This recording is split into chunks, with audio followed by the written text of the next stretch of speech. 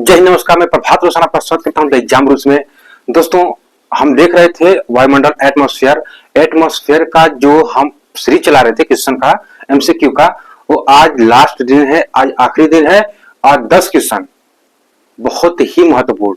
इसको 10 क्वेश्चन मत मानना, उसमें समझाएंगे, बताएंगे कुछ चीजें जो 10 से 20, 20 से 30 हो सकती हैं, लेकिन घबराना नहीं है। ये एग्जामों में आते हैं और जरूर आएंगे। चाहे जिस भी एग्जाम को उठा लो, वनडे, चाहे टीचिंग, चाहे जो भी एग्जाम उठा लो, चाहे प्रीवियस से ले लो, अपना पीसीएस भी ले सकते हो जो प्री होता है, उसमें भी क्वेश्चन आता है ज्योग्राफी से। अब बेस क्वेश्चन ही आता है, तो भाई जो क्वेश्चन आता है ये अपना वायुमंडल से, उसको देखना बहुत ही जरूरी है। ठीक है।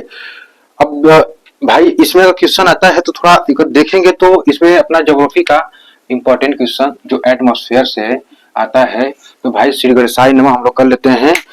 ये जरूरी भी है, थोड़ा प्रभु का नाम लेना। ठीक है। कहते हैं ना, रास्ता, आज रास्ता बना लिया है, आज रास्ता बना लिया है तो कल मंजिल भी मिल ही जाएगी। आज रास्ता बना लिया है तो कल मंजिल मिल ही जाएगी। हौसलों से भारी यह कोशिश एक दिन जरूर रंग लाएगी। हौसलों से भारी यह कोशिश एक दिन जरूर रंग लाएगी। भाई रंग लाने के लिए क्या करना पड़ेगा? मेहनत। ठीक है ना। तो हमारा वायुमंडल एटमॉस्फेयर का पहला क्वेश्चन है कि किस मंडल में उल्का पिंड आने के बाद जलने लगते हैं? किस मंडल में उल्का पिंड आने के बाद जलने लगते हैं? तो कौन सा है? वो अपना मध्य मंडल है। कौन सा है वो? उसमें मध्य मंडल है। उसमें क्या होता है कि उल्का पिंड जैसे इसमें आते हैं ना, तो इसमें रगड़ की वजह से, यानी कि जब ये गैसों के प्रभाव में आते हैं तो रगड़ की वजह से ये क्या होते हैं? जलने लगते हैं। उसी में अपना नेक्स्ट क्वेश्चन है भाई कि मध्य मंडल के ऊपरी सीमा को किस नाम से जाना जाता है? मध्य मंडल के ऊपरी सीमा को किस नाम से जाना जाता है? जो अपना मध्य मंडल है, इसके ऊपरी सीमा को किस नाम से जाना जाता है? मध्य मंडल की ऊपरी सीमा को किस नाम से जाना जाता है? उसे हम क्या कहते हैं? मेसोपॉस। ठीक है, मेसोपॉस कहते हैं। ऊपरी सीमा को क्या कहते हैं? मेसोपॉस कहते हैं। इंपॉर्टेंट क्वेश्चन है, मेसोपॉस कहते हैं। एक क्वेश्चन आ चुका है। नेक्स्ट क्वेश्चन कह रहा है कि मेसोपॉस के ऊपर जाने पर तापमान में परिवर्तन होता है। भाई तापमान में बढ़ोतरी होती है या फिर कमी होती है? इसमें बढ़ता है तापमान या घटता है? तापमान बढ़ता है या घटता है? भाई तापमान बढ़ता है। जब तुम मेसोपॉस के ऊपर जाओगे तो तापमान क्या होगा? बढ़ेगा। अब देखो इसमें भी क्वेश्चन बनेगा, वो क्वेश्चन में आगे रखा हुआ हूँ, ध्यान से देखना। नेक्स्ट क्वेश्चन है, मेसोपॉस के ऊपर जाने पर तापमान में परिवर्तन होता है तो क्या होता है? बढ़ने लगता है भाई। तो नेक्स्ट क्वेश्चन अपना उसमें क्या कह रहा है कि वायुमंडल के सबसे ऊपरी भाग को किस नाम से जाना जाता है? वायुमंडल के सबसे ऊपरी भाग को किस नाम से जाना जाता है? तो भाई उसे क्या कहते हैं? तापमंडल। क्या कहते हैं? तापमंडल। एक बार जान जाओ, ये जितना क्वेश्चन का आंसर है सब इसी में छुपा हुआ है, सबका सब इसी में छुपा हुआ है। ठीक है, सबका सब इसी में क्या है? छुपा हुआ है। सबका सब इसमें क्या हुआ है? छुपा हुआ है। इसमें क्या है? छुपा हुआ है। तो भाई इसमें क्या, इसको क्या कहते हैं? इसको क्या कहते हैं? वायुमंडल के सबसे ऊपरी जो परत है उसको क्या कहते हैं? उसे हम तापमंडल के नाम से जानते हैं बाबू।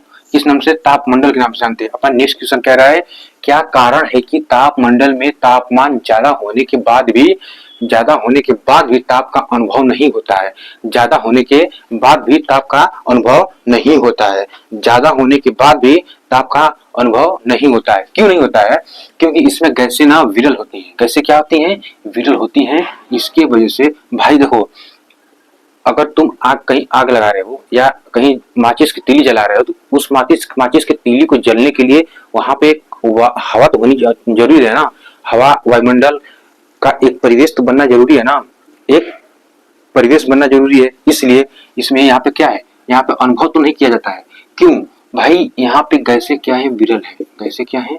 विरल है। इसलिए यहाँ पर ताप का अनुभव नहीं किया जाता है। और उसके पैरेलल ही नेक्स्ट क्वेश्चन है, रेडियो तरंगों का परावर्तन किस मंडल में होता है? रेडियो तरंगों का परावर्तन किस मंडल में होता है? रेडियो तरंगों का परावर्तन किस मंडल में होता है?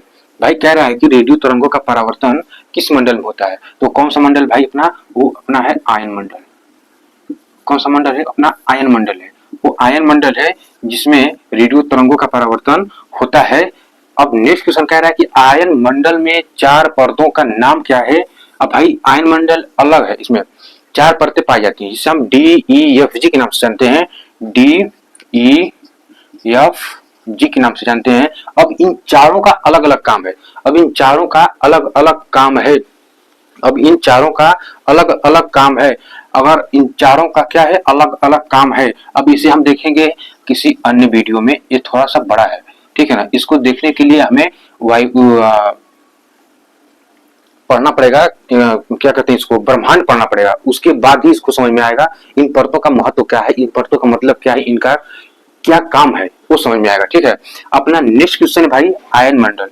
आयन मंडल की ऊंचाई कितनी होती है, आयन मंडल की ऊंचाई कितनी होती है।